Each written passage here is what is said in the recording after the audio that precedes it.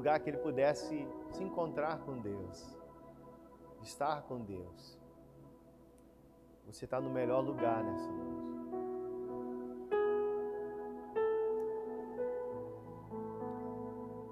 Certo sábado, enquanto Jesus passava pelas lavouras de cereal, seus discípulos começaram a colher e a debulhar espigas com as mãos. Comendo os grãos, alguns fariseus perguntaram: por que vocês estão fazendo o que não é permitido no sábado? Jesus lhe respondeu: vocês nunca leram o que fez Davi quando ele e seus companheiros estavam com fome? Ele entrou na casa de Deus e, tomando os pães da presença, comeu o que apenas o sacerdote era permitido comer, e os deu também aos seus companheiros. Então lhe disse: o Filho do Homem é Senhor do sábado. Só até aqui, depois a gente vai ler novamente. Pai, te agradeço por essa noite, pela tua palavra que será ministrada. Eu quero te pedir, Senhor, usa esse vaso. Assim como nós ouvimos o som de um instrumento, olhamos para aquele que toca o instrumento. O Senhor é que toca esse instrumento. Que eles possam olhar e ver o Senhor. Enquanto estiver saindo o som da minha boca, eles possam ouvir a sua voz, a voz do teu santo e doce Espírito. Quero te agradecer pela tua doce presença nesse lugar, que nos alegrou através dos louvores, da adoração. Queremos te agradecer por essa linda igreja, pela vida dos pastores, suas famílias, por cada um, Senhor. Que essa doce presença continue nos alimentando diariamente. É que eu te peço e te agradeço, em nome de Jesus. Quando eu estava lendo esse texto, eu tive uma interpretação errada de início. O texto começa assim: certo sábado, enquanto Jesus passava pela lavoura de cereal, os seus discípulos começaram a colher e a debulhar espigas com as mãos. E comendo os grãos, alguns fariseus perguntaram: por que vocês estão fazendo o que não é permitido no sábado? Quando eu estava lendo, eu pensei, eu acho que eles estão acusando Jesus e os seus discípulos de roubar espiga de milho, de passar por exemplo, a gente que era mais jovem, a gente tinha esse hábito de ver uma mangueira e querer chupar manga, né? Eu olhava, olha que vontade, e quando mais jovem eu já fiz isso, né? Ainda mais quando me pegava, eu falava assim: eu vou falar pro teu pai. Aí, meu Deus do céu, meu pai era chapa quente. Aí, eu lendo esse texto, eu entendi que a acusação principal aqui não é por colher as espigas, porque havia leis que permitia isso. Não poderia cortar uma foice, mas pegar com a mão. Você pode ler comigo lá em Deuteronômio 23, 25. Abra lá comigo.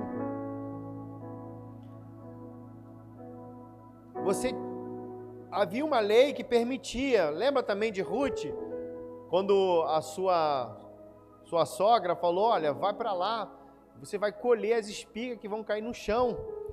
E Ruth colhia as espigas, tanto que aquele homem especial chamado Boaz mandou derrubar mais espiga para que ela pudesse colher mais, porque fazia parte do ritual. Deuteronômio 23, 25.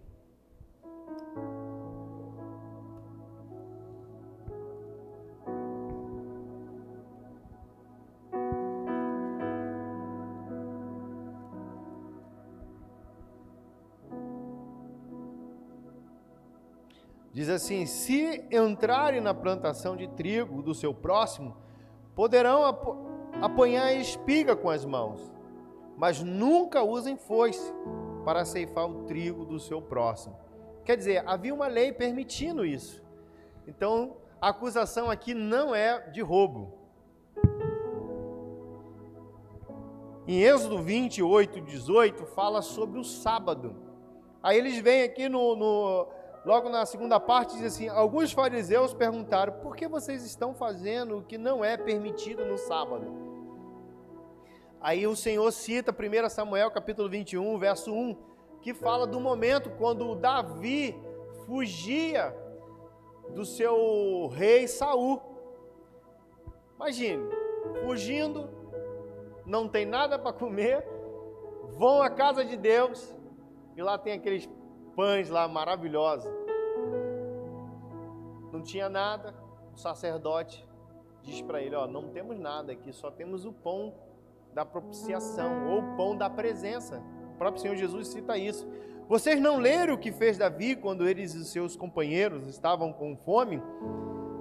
Ele entrou na casa de Deus e, tomando os pães da presença, comeu, o que apenas aos sacerdotes era permitido comer, e os deu também aos seus companheiros. Então ele diz: o Filho do Homem é Senhor do sábado. Se quiser pode anotar na sua Bíblia aí, limite. Pode falar também, limite. Jesus está dizendo para eles, eu sou o Senhor do sábado. Os homens tinham um limite, mas Jesus disse, eu sou o Senhor do sábado. Mas não é que Jesus não estava ali querendo afrontar esses homens. Jesus não estava ali querendo, de alguma forma, arrumar uma confusão com esses homens, né? Aí, vamos descer mais um pouquinho. Até aqui você está entendendo alguma coisa? Eu preguei isso uma vez na igreja lá, eu perguntei na igreja se o pessoal estava entendendo. O pessoal, não estou entendendo nada. Não tem problema não, até o final a gente entende. No verso 6, no outro sábado, mais um sábado, Jesus não é mole não, hein? Chegou lá naquele sábado, ele entrou na sinagoga e começou a ensinar. Estava ali um homem cuja mão direita era atrofiada, algumas versões mirrada.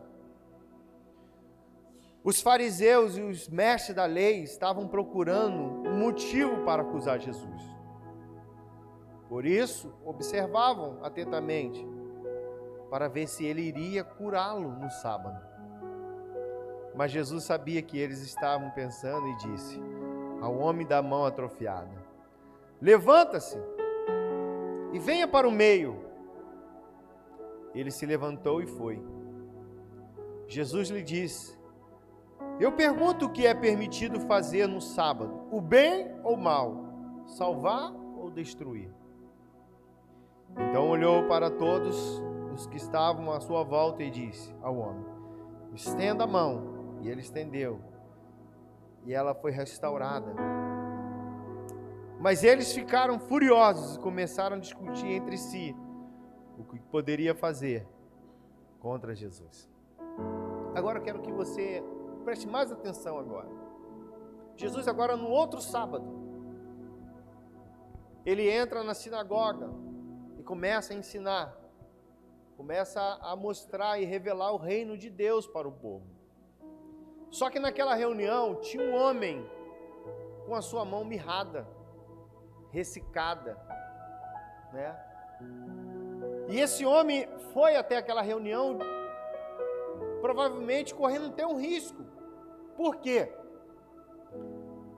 Porque esse homem, essa mão mirrada, ela tem um significado de uma lepra também. Era como se fosse uma lepra na mão dessa pessoa. E tinha leis que proibiam homens que tivessem algum defeito até participar ou se tornar um sacerdote.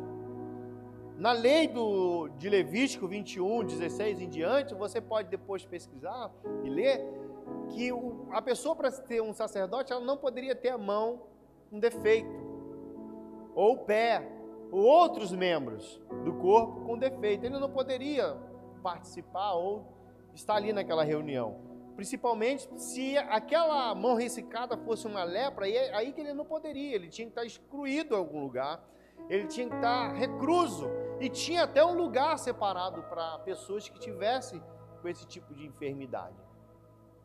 Além desses agravantes, ele estava ali no meio do povo, ele poderia contagiar o povo com a sua enfermidade.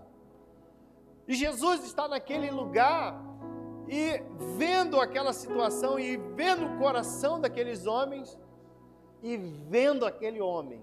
Provavelmente, levanta a mão aí, meu irmão, a sua mão que é machucada. Provavelmente esse homem estivesse assim no culto, com a mão escondida ou enfaixada, para que ninguém olhasse o seu defeito, ou o condenasse ou impedisse dele entrar. Provavelmente ele pode ter dito: olha, eu estou aqui, mas é porque eu cortei minha mão e está enfaixada. E eu quero ouvir, eu quero estar, eu quero participar desse momento especial. E Jesus olha aquele povo e ele libera uma palavra quando ele chama aquele homem para frente, porque ele estava num lugar reservado, num lugar que ele não poderia estar de destaque, porque ele poderia ser levado até a morte pela sua atitude. E agora aquele homem está ali, e Jesus chama ele para frente e fala: olha, venha para frente. Quer dizer, ele estava escondido lá atrás, na parte inferior. E agora Jesus traz aquele homem para uma posição de destaque, mas ele estava em destaque ainda com aquele problema, sim ou não? Agora Jesus faz uma pergunta, e eu pergunto: o que é permitido fazer no sábado? O bem ou o mal? Salvar ou destruir? E quando eu lendo esse texto, eu lembrei do próprio Senhor falando ao povo: eis que te proponho o bem, a vida, o mal, a morte. E eu lembrei também de João, quando João fala de Jesus falando aos seus discípulos: ó, eu sou o caminho, a verdade. Então quando ele diz: eis que te proponho o bem, a vida, Jesus. E ele diz, Evangelho de João, capítulo 10, verso 10. O diabo veio para matar, roubar e destruir. O mal, a morte. Ele está falando do diabo. E ele está falando: olha, nesse exato momento de sábado, aonde a religião colocou um limite, está um homem enfermo, um homem excluído. É permitido que ele continue nesse mal? Ou pode ter a vida transformada? Jesus está confrontando aqueles fariseus, indo de encontro àquilo que limita o homem de viver uma vida nova, aquilo que prende o homem de viver uma vida nova. Eu lembrei de uns casos na religião dos Testemunhos de Jeová, que eles não podem dar o sangue. Em algumas religiões a respeito de sábado, não pode fazer nada no sábado. Agora, se o filho ou a filha, ou alguém tão querido passa mal, no sábado vai levar para onde? Lugar nenhum, porque ele não aceita no sábado. Sábado é o dia de descanso. Jesus não está aqui querendo dizer que afrontando esses homens. Jesus está dizendo que ele era Senhor do sábado, da segunda, do domingo, da terça, da quarta, da quinta, da sexta. Ele é Senhor. Ele estava quebrando o limite para operar e fazer um milagre na vida de uma pessoa. E ele agora, ele chama esse homem para o meio e pede esse homem para estender as mãos. E esse homem estende as mãos. E quando ele estende as mãos, a Bíblia diz que a mão dele foi restaurada. E a mão dele somente foi restaurada, mas a parte social dele também foi restaurada. A parte espiritual, se ele não podia ser sacerdote por causa da mão, agora ele pode ser um sacerdote. Se ele, a mão direita, aperta a mão da pessoa aí com a mão esquerda aí, aperta aí. É até estranho, né, apertar a mão da pessoa com a mão esquerda, né? A mão direita aponta para trabalho. Se você reparar, sua mão direita é mais forte que a esquerda. Jesus disse que estaria à direita do Pai. Tem vários significados. A mão direita aponta para companheirismo. A destra, eu estendo a minha destra, companheirismo, familiaridade. apoio, suporte. Deus estava restaurando tudo isso na vida desse homem. E esse homem agora, tendo a sua mão restaurada, agora faz parte daquele povo que estava ali ouvindo a palavra de Deus. E eu acho interessante, amado, que diante de tudo isso, alguém se arriscou. A Bíblia diz que eles ficaram furiosos e começaram a discutir entre si o que poderiam fazer contra Jesus. Se eles, pela lei, era proibido fazer qualquer coisa, curar nem se fala. Mas agora, Jesus se arriscou por aquele homem. Jesus foi naquele culto, naquela sinagoga, e se arriscou por aquele homem, porque dali para frente ele poderia ser apedrejado, levado já à morte, direto, porque ele infringiu uma lei da religião. Mas Jesus se arriscou, ele se expôs por aquele homem. Você está entendendo? Jesus se expôs por mim, por você. Não merecíamos o que ele fez, mas ele se expôs por nós. Ele se entregou por mim e por você. Ele se arriscou até a morte por nós. E o que eu entendo desse texto, amado? E o que eu entendo no teor desse texto? Porque diante dessa história, desse homem, muitas coisas aconteceram até chegar nesse exato momento. Esse homem estava fora de todo o contexto social. Provavelmente esse homem vivia uma vida miserável, socialmente excluído. E a palavra nessa noite é crescimento. Esse homem, ele saiu também do seu conforto e se arriscou para estar lá naquele culto. Jesus foi no dia de sábado de encontro àquele homem.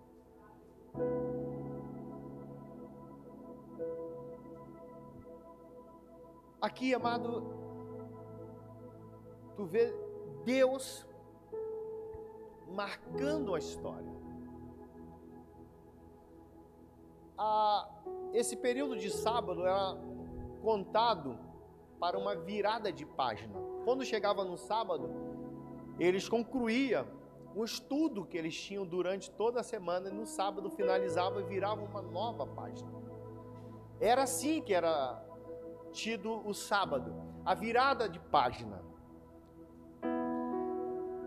O que estava acontecendo nesse exato momento? Jesus estava virando a página desse homem. Provavelmente, se aquelas pessoas que o conheciam devem ter falado assim: ele aí, ó, esse aí é amaldiçoado. Veja a mão dele, veja como é que ele é amaldiçoado. Olha lá a mão dele. Provavelmente esse homem, por onde passava, tinha uma marca, tinha um registro das pessoas que o via, o conhecia e sabia da sua história. Conhecia todo o teor da sua caminhada. Olha o que ele está passando. Muitos até pensavam, não, foi por causa dos seus pais, porque eles tinham essa visão que o mal que acontecia num filho é por causa dos pais. Provavelmente tinha vários pensamentos a respeito desse homem. Mas nesse exato momento ele está num local aonde Jesus está. E Jesus tira ele de uma posição e diz assim, ó, venha para cá, que eu vou virar a sua página. Essa página de derrota, essa página de destruição, essa página que está marcada na sua caminhada, eu vou virar hoje. Sabe o que eu entendo nisso, amado? Que nós precisamos nos movimentar em direção àquele que nos chama. Jesus chama aquele homem, provavelmente ele deve ter pensado assim, eu mesmo. Jesus, é você mesmo. Às vezes Deus chama o homem fica assim, eu? Será que sou eu mesmo? Mas Aí a pessoa faz assim, igual esse homem. Mas olha aqui, ó. Você não está vendo que eu tenho enfermidade? Você não está vendo as coisas que eu fiz no passado? Você não está vendo como eu fui criado? Provavelmente esse homem, olha aqui, olha meu coração, como é que eu estou dilacerado. Talvez o Senhor está falando com aquele homem não está acreditando que o Senhor está chamando ele para uma página nova na sua vida. Uma página de crescimento, de prosperidade, de vida nova. Mas ele vai lá na frente, ele se posiciona diante do Senhor. E o Senhor pede ele para estender a mão. E ele estende a mão e ela foi restaurada. Talvez você entrou aqui nessa noite. Não é sua mão, é o seu coração que está seco. Você já não tem mais alegria. Você já não tem mais paz. Você até ri, mas não tem alegria no seu coração. Porque você está excluído e se excluindo. Você veio aqui nessa noite, Jesus está aqui nessa noite. Você entrou aqui, você já olhou para o seu casamento, olhou para a sua vida, olhou para o seu filho e falou: está tudo acabado. Olhou para a sua vida social e falou assim: não tem mais jeito, a minha idade já passou, pastor. Você entrou aqui nessa noite tão jovem, você falou assim: poxa, eu não tenho alegria na minha juventude. Eu sou um adolescente, não tenho alegria na minha adolescência. Porque você sente que o teu coração está ressecado. Você vê as pessoas se alegrando, você vê as pessoas tendo uma vida, e você olha para a sua vida e fala assim: olha como é que está a minha vida. Olha como é que eu estou. Talvez você passou por um momento que veio e te jogou para baixo. Só que você caiu, não se levantou. Você precisa sair da onde você está e vir para o meio. Se levantar na presença do Senhor e falar: Deus, é essa área da minha vida que está assim. É essa área que eu estou. Eu vou falar para vocês, amado. Se eu for colocar as minhas limitações diante de Deus, eu nem venho aqui. Se eu for colocar a minha história, eu nem venho aqui. Eu já comecei a estudar tarde. Com 13 anos que eu fui tirar meu documento para começar a estudar. Problema de família. Eu podia culpar meus pais. Eu não estudo, não tenho os cursos, não tenho ensino, porque meus pais não deixaram. Meus pais, com problema de família, não me registraram. Até os meus 13 anos eu não era registrado. Na quinta série eu nem sabia ler direito. Se a professora mandasse eu ler um texto no quadro, eu ficava tremendo, com vergonha das meninas olhar para mim na leitura que eu fosse fazer. Quando eu me converti na igreja com uns 18, 19 anos, foi em 99, a pastora lá tinha o hábito de fazer a oração, né, pastor? Lembra? Aí vinha o pastor com o microfone, ou alguém tivesse à frente, e cada um orasse, entregasse o microfone. Quando chegava perto de mim, eu ouvia a voz de quem estava orando do meu lado, eu levantava, ia para o banheiro, fingia que estava urinando, esperava a voz passar, entendia que já passou por mim, voltava para o meu lugar, porque eu tinha vergonha. Eu tinha e tenho limitações.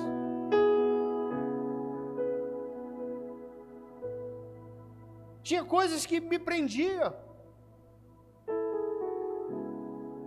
Na minha caminhada eu não ficava com vergonha de entrar dentro da igreja. Ficava na porta, aquela árvore que tinha lá do lado. Depois cortaram ela. Ficava com vergonha. Porque eu falava: olha como eu estou. Será que o Senhor vai me aceitar?